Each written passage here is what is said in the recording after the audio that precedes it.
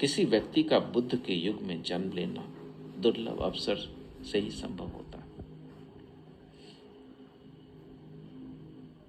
जिस समय में मैं तुमसे बोल रहा हूं, ये समय मेरा समय नहीं है, विपरीत समय है एकदम।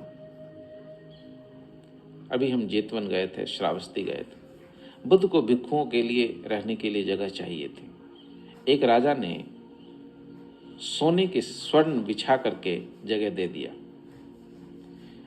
मेरे पास भी 40 भिक्षु हैं, उनके लिए मुझे जगह चाहिए। कोई देने को तैयार नहीं, क्योंकि युग नहीं है मेरा। युग होता तो अभी तक 40 साधक, 5 शिष्य लेके बुद्ध सारनाथ से निकले थे और सारी व्यवस्था जुट गई, रहने की, खाने की।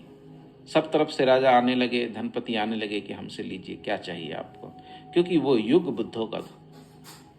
इस युग में एक छोटा सा सेंटर भी मुझे खड़ा करना है तो अत्यंत कठिन है। मैं जो चीजें कर रहा हूं उस काम को भी करने वाले भी नहीं है।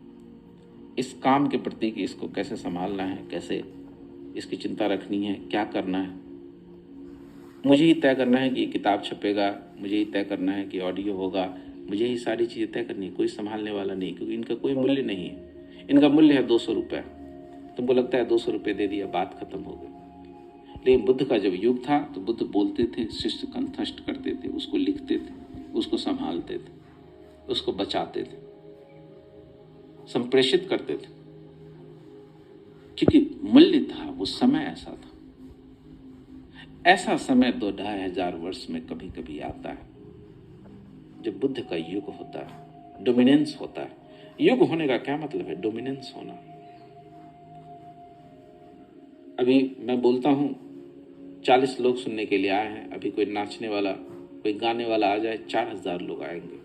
लेकिन ऐसा समय आता है जब ठीक उल्टा होता है, कोई गाने वाला है, कोई नाचने वाला है, 4 लोग नहीं जाएंगे कहीं। बुद्ध बोल रहे हैं, जान पे खेल के लोग जाएंगे।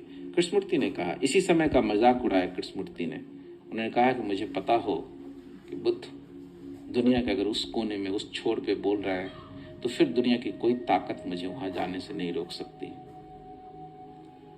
मैं किलोमीटर भर की दूरी से 500,000 किलोमीटर पे बोल रहा होता हूं।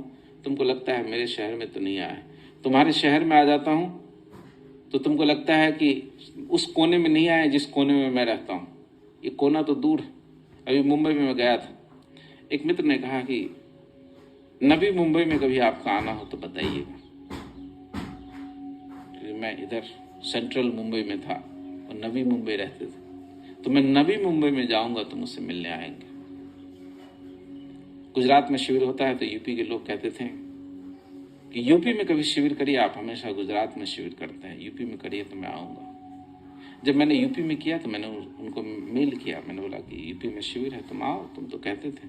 बोला नहीं, वो श्रावस्ती तो एकदम नेपाल के पास है, हम तो बहुत दूर रहते हैं। कभी आप इस तरफ, हमारी तरफ आइए यूपी में, आप बहुत दूर चले गए।